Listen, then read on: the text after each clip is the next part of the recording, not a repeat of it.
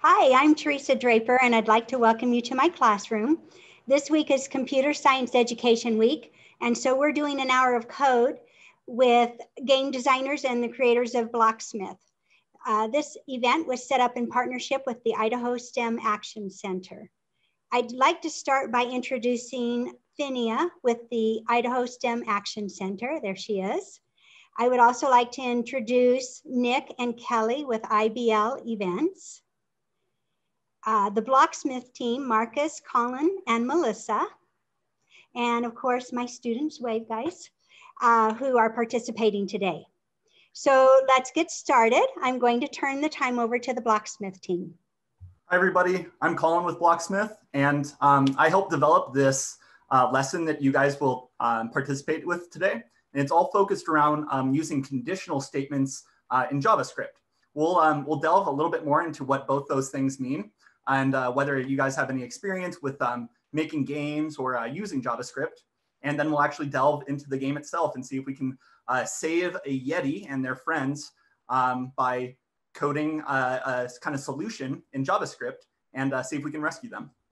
All right, so first thing we want to do is I really just like to jump into the activity. And as we are kind of going through the activity, I'll ask some questions and kind of give you guys some feedback and comments as well. So first, I'll show you guys how to open up the activity. And this is going to be through the Hour of Code website. And then from there, we'll actually get started with the activity. I think we'll see if we can do 1 or 2 steps together as a group, see if we can at least get started. And then we'll have everybody actually open this up themselves and start the game and activity themselves. And so you can write your own code. So in your internet browser or search engine, you can search for Hour of Code, and you can put learn at the end. That just kind of refines the results a little bit more. So hopefully everybody is doing this now. All right, so Hour of Code learn, top result there. Once you're on the Hour of Code website, you want to select comfortable on the right side over here. You do need to select comfortable or you won't see the lesson. So select comfortable there. And then when you go over to created by on the left side, you want to choose Blocksmith XR. And there you will see the Don't Eat the Yeti JavaScript challenge. Just click on that once and then click on start. And when you're ready, you can click to start. All right. So while everybody is loading that up, I can give a little bit of background information about what we do here at Blocksmith and what we want to achieve. So with Blocksmith, we are able to create games and 3D scenes very, very easily. And you can actually code them as well. We use an event-based programming system, but we'll actually be delving really into the JavaScript programming today. However, if you want on your own time to explore event-based programming or do more JavaScript programming, just know that the Blocksmith system supports both. Okay, so I'm going to continue with my lesson here. And I'll circle back around and see if anybody has any questions in just a minute. And like I said, I will ask you guys some questions here as well. You'll see this window when you first open up your lesson. This is just, once again, another introductory window giving you an explanation about what that is. Feel free to read through it. However, the important part is kind of right up at the top. And it's showing you that you want to look for this, click here to start your Hour of Code in the builder. And I can see it's actually in the bottom left-hand corner over here. So if you are opening up the builder, then you can just close that window when you found your Hour of Code piece in the bottom left corner, and then we'll be ready to start. In the meantime, I'll just kind of give some background information about, more background information about JavaScript, and just some more about Blocksmith too. So first of all, if you haven't heard of JavaScript, it is a programming language. It's a typed programming language, so you actually need to write out instructions for a computer to do. And if you haven't done coding at all ever before, don't worry about it. You know, one of the big things that I know that I certainly had with coding. I don't come from a coding background. I was not a computer science major. I was really into history and reading books when I was a kid and kind of really delving into, deep into history. But my background kind of came into the coding world through some of my interests in history, but also in video games. And I really saw that, coding, it's pretty universal. And, but it was still pretty foreign to me. It was kind of alien. So one of the things you really want to keep in mind with coding is it's not anything scary. You're just writing instructions for a computer, just like you would write instructions for your friend or your parents or family. You can write instructions for computers as well. And that's what we do with coding. Blocksmith, you can combine coding with 3D design and 3D animation to make games. So you can make games interactive by using coding. And we all know that you really want a game to be interactive. If you're not doing anything in a game, if you're not interacting with your environment, then it's not really a game. It's more like a movie. And so we need coding. We need specifically with Blocksmith, you can use JavaScript or you can use the traditional event system. You need that to make scenes interactive. And that's actually where JavaScript is tied in again, because in web development, you use JavaScript to make web pages interactive. In Blocksmith, we're going to use JavaScript to make objects interactive, or really make them even smarter. So we're going to use that JavaScript to really enhance our scene, just like you would do with a web page.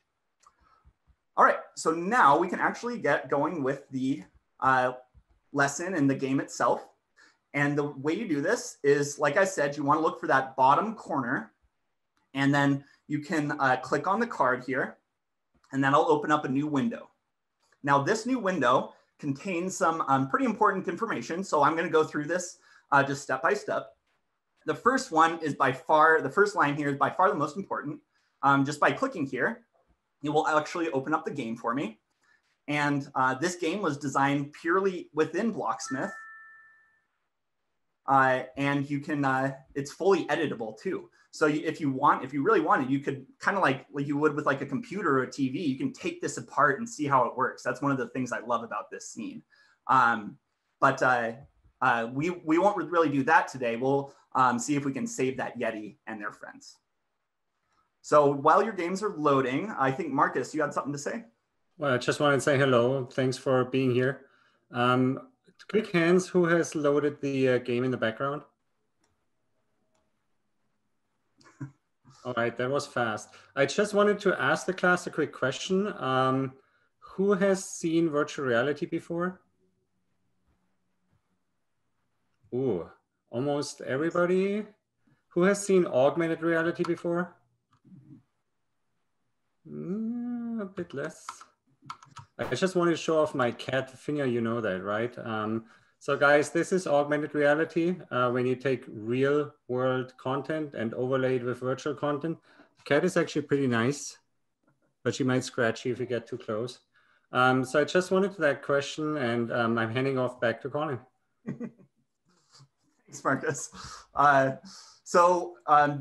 Just to kind of put a little point on that, those kind of fun things that we can do with Snapchat or Instagram, those filters, those are all created using computer science. Somebody had to kind of figure out how to anchor that cat on the head and make sure that the tail, animates, all that kind of fun stuff. So really the things you can do with computer science and JavaScript are really just up to your imagination. You can do so much. But yeah, today we'll be a bit more focused and see if we can at least rescue a Yeti and their friends. All right, so I'm just going to finish going through this little window because these two bottom things are also pretty important. To actually continue with the lesson or with the challenge, whenever you want to go to the next step, you want to click on the green check mark down at the bottom. So I'm going to look for the green check mark, and here it is. So basically, whenever I finish a step with the lesson, I'm just going to press that green check mark to continue. So if you are ever really kind of confused about how to do something, if the lesson's telling you to do something, you can kind of hover over one of these and it will show you what to do. So in this case, it's showing me how to move from one step to another. In my next video, it's showing me that I can expand that quest box. So instead of having this window that's like right in front of my game, like I can't see my game right now because I have this window right here, I can close this, and now I can actually drag this box out a little bit. And now I can see those instructions always visible in the builder. And once again, that's just, you do that just by dragging that out, just like that. All right, once you have actually got this game loaded, and maybe you've dragged out your box, if you want, you can continue to the next step by pressing the green check mark. And this step we're all gonna do together, and then I'll just kind of let you guys continue on after we do the first couple steps together. So in this first step, it's kind of introducing the game. And it's telling me that I can actually just kind of check out what happens right now. I want to just see what happens if I just play the game as is. So I want to just play the game. And the way to do that is pretty easy. Just hit play button right here. And now I can play the viewer. And when I do that, that'll take me into a first person perspective. I can just hit don't show that again. So now I can actually be in my game. I can look around. I can even walk around a little bit. And I can see my automatic ice cannon here. And I'll go a little bit more in depth into how we can actually use that and how that thing works. But I can also start it firing. So I really want to do that. I want to start my auto cannon or ice cannon here. So it's telling me I can press the fire button to start. So I'm just going to click one time with my mouse. And now my cannon is firing. So I haven't changed anything in my code yet. You know, I haven't written any JavaScript. So I'm just kind of curious what this game is going to do and see how I'll need to change it. All right, pay attention to the tower there. Oh, okay. So I just blasted my my Yeti in the face with a snowball and knocked him off the tower. It wasn't very nice. So what I'm going to do is I want to go back and start programming my cannon. And you can see on the little sign right here, you can exit and start programming your cannon by pressing P, as in play. So I'm going to press P now, and that is going to exit my viewer. And one thing that I'd like to mention really quick is that this game does use physics, which means that basically it's going to work a little bit differently for everybody. So this center tower uses physics, and that means that when those snowballs collide with the tower, it might collapse, it might not. It's all what's called non-deterministic, which means it's not animated to go to a certain place every time. It just kind of happens based on the collisions that actually occur. So that's kind of one thing that makes this game unique and a little challenging because it never really happens the same way. All right, so let's actually get to the programming side. And let's see if we can open up our JavaScript editor. So I'm gonna scroll down just a little bit first, just to read my quest here. And it looks like, yep, the snowballs yeeted the Yeti. And I need to now continue on to program my cannon. So I'm gonna press that green check mark again, and everybody can do this now too. So continue on to your next step. And now it looks like we can open up that JavaScript editor and actually start programming our cannon. So one thing you may notice is that the cannon's, it's already working. It's already firing. I'm not clicking to fire it. I'm not, I'm not controlling it at all. It's all based on this kind of pre-made animation. And so basically we need to program it to work with a kind of like a targeting system. So basically this cannon can see, what it's hitting. It can see, the ice blocks there. It can see the Yeti. It can see the penguin. But what we really want to do is make sure that it's launching the right type of ammo at the certain targets. So we want to make sure that the walrus is not getting hit with a snowball, but he's going to get hit with his favorite food instead. So basically we want to give the each character their favorite food, and we can do that using JavaScript. These instructions are how to open up our ice cannon. So I'm going to go through these instructions here, and it's pretty simple. You just want to click on the ice cannon in the scene, which is just right in the center there. You just click on it once, and it will turn kind of green, and then you'll see all those lines. You can just ignore that stuff for now, and then go to the events tab. This is the main one we want to look at. So events in the top right corner. And then when you see that very simple fire event, you want to look at the edit script button and click on that.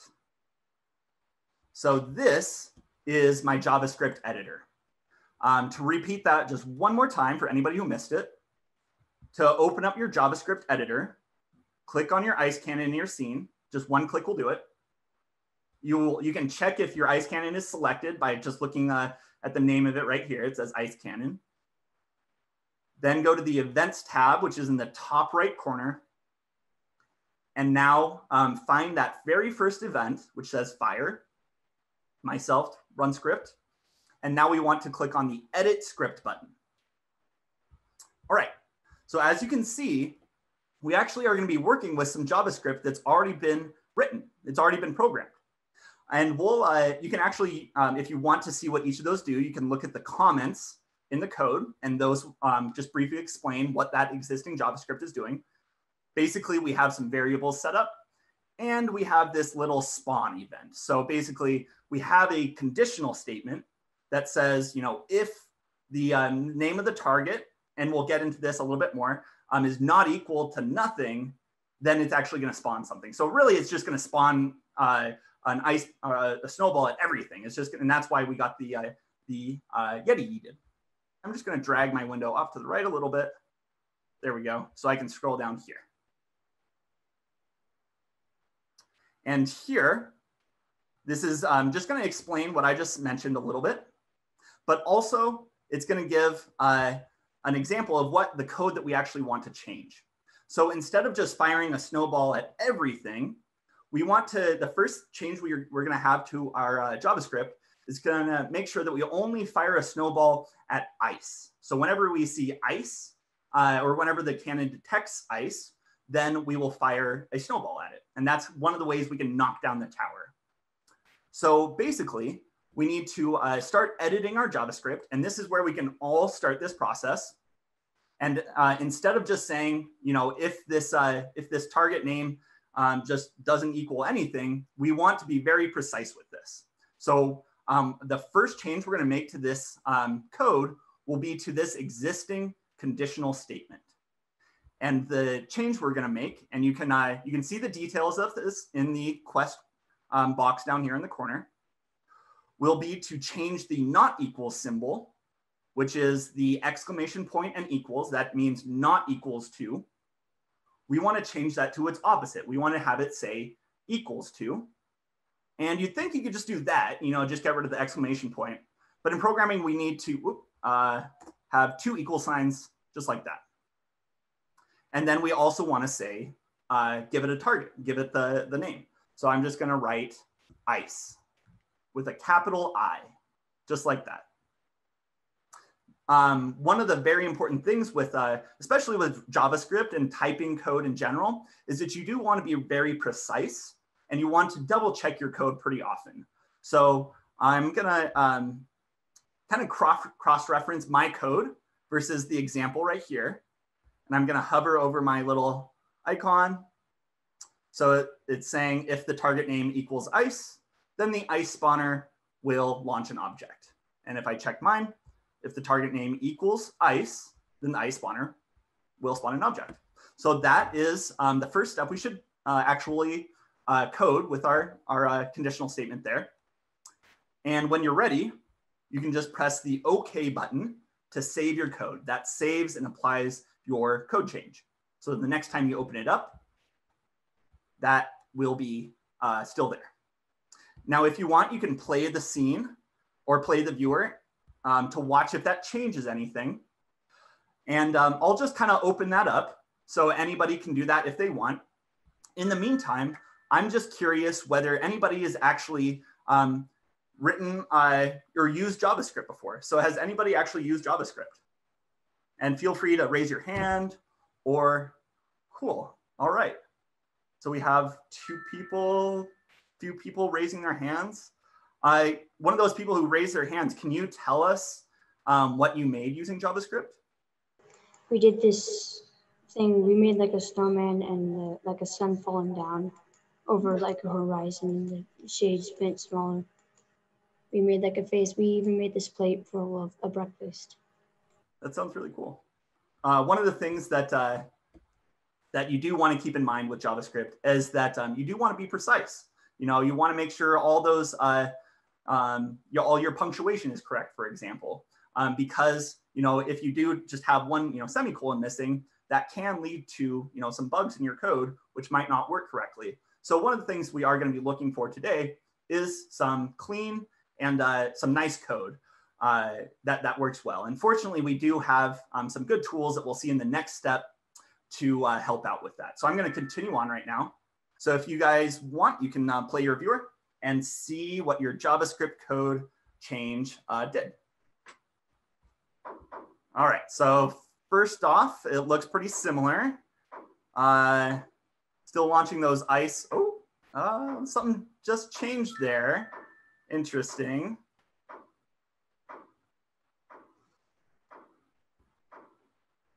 All right, so something different is happening. I'm not going to give it away quite yet. We'll see. Ooh, man, that's close. All right, so I'm going to press P to exit. Let's see if we can figure out what the difference was there. And first, just with a raise of hands, I'd like to see, did everybody else see what I just saw? Did all of their, were you able to play your code and see your Yeti not get yeeted? Awesome. Yeah, so just raise the hands. Excellent. Cool. It's very, very handy to explain what you're writing, what you're creating with your code by adding a comment to it. You can see that in the existing JavaScript editor. All right, so now I'd like to continue on, and we'll see our next step to actually start writing our own conditional statements, or start kind of adding our own conditional statements to that existing code. So I'm going to press the check mark to continue. And as you can see in this next step, once again, feel free to read through it. You know, we're not in any, you don't have to just get this done as fast as possible. You know, definitely try and read through it and kind of see what's going on there. I will just kind of explain what's going on. So basically, we need a new conditional statement to launch food items. So right now we're launching snowballs, but now we want to launch some food items. And it's giving us some hints here. The walrus and the penguin are fans of eating fish, whereas the Yeti is, he's a major pizza fan. He loves having pizza. So what we're going to use here is a new conditional statement, like I said, to perform some kind of new action when it sees the walrus, the penguin, or the Yeti. So I'm going to move down a little bit. And our next step is to actually, like I said, see if we can detect one of the walrus or the penguin over there.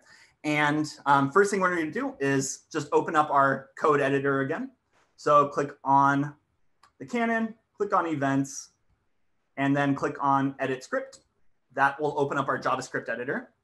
Now, actually, to get our first conditional statement in there, we'll just click on line 11, like it says here. That part is very important. Make sure you do select line 11. And now you can insert code. Now let's read through this together. So our first conditional statement was just saying, if it sees ice, then launch ice. This new one is a little bit different. It's saying else, if it sees a penguin, then it's going to launch a fish at it. So basically, they're pretty similar, but they will have a difference there. And I will let you see what that difference is on your own. So just try and get that second conditional statement in there. This one we don't have to edit yet. We will need to edit some of those other conditional statements. But when you're ready to see what that does, you can play your viewer and see what that new piece of code did. So I'm going to start my cannon again. All right, still pretty similar, All right, it's detected the penguin and it's launched a fish at the penguin. Woohoo! Awesome, cool. And the penguin's all happy. He's like, yeah, thanks for rescuing me. However, I did just hit the walrus with a giant snowball, so that wasn't still very very nice. So basically, to finish up this game, and I know we're running a little bit low on time at the moment. To finish up this game, we basically need to have the cannon launch the correct food at the penguin, at the walrus, and just continue on using those conditional statements to do so. So I finished this step. I'm going to continue on to the next one. And the one thing that I do want to note in here as we continue is that you should kind of keep an eye out on your code and always just make sure that your code looks good, because I'll give you a little hint that some of those next code inserts, you might not be able to trust them. You might need to edit them a little bit to get them to work. I think that's a perfect place to stop for today, because we really showed the fun part of the game, but you can also see how you can actually continue it and save the Yeti yourself. So how long did it take you guys to program the entire game? So this was a team project. It took us maybe about a week to put that game together, totally from scratch. And once again, the thing with the Blocksmith system is you can actually pull that game apart. You can see how the targeting system on the cannon works. And you can see, how the physics on the blocks are enabled. So yeah, it took us about a week to put that together. But just know that you can take that apart, you can disassemble it, and yeah, that's an option using that Blocksmith builder. And from a design perspective, it was actually really hard to get this going in a way that makes sense. We started out with, you yeet the Yeti, and then your goal is to program it to not yeet the Yeti. And it turns out with physics on various machines, including Chromebooks and Windows, that's actually really hard to get. We yeeted the Yeti a lot. Even if you programmed the cannon to not do it, it still did it. So that happened a lot. And I think it was Colin who then had last minute the idea, how about we are nice and we're feeding the animals. So we started going down that route and also trying to explain, why would you need if-then statements? Who has ever played a video game where you have if-then statements? It typically isn't really needed in video games. So we wanted to give you guys this programmable smart cannon that turns out is actually not so smart. And I think that cost us a lot of time. So it took us a week, but to polish it all the way up to what you see today, probably a month. And we went back and forth quite a bit. So hope that answers the question. I have one more. So did you guys have to do trial and error with any of this? Constantly. That trial and error and, just testing and making sure that things, work on different computers or work, with the physics, the physics always makes it kind of different. So yes, this thing did not work when we first put it, or my first vision of this didn't work at all. So it was definitely, a cycle where we had to, kind of refine that game as we went along. But in the end, I can assure you, I wished we had gone the more classic route of game development, where we would have started either with a game design document or with a kind of a quick paper board game where we figure out how it works. Because we went back and forth a lot. And when you go back and forth with ideas, and then you always program them until they work, and then you go back and you go oh, that didn't really work well. And you go back. That's the most hacky way you can make a game. Now, this was a very small one, so that's okay, but don't do this. You hear it right now. You hear how often we went back and forth. Don't do this. Develop your games on paper first and then program them. Okay, so we are out of time. I think the kids had a great time. We really appreciate you making this possible, and hopefully we can do it again sometime. Thank you.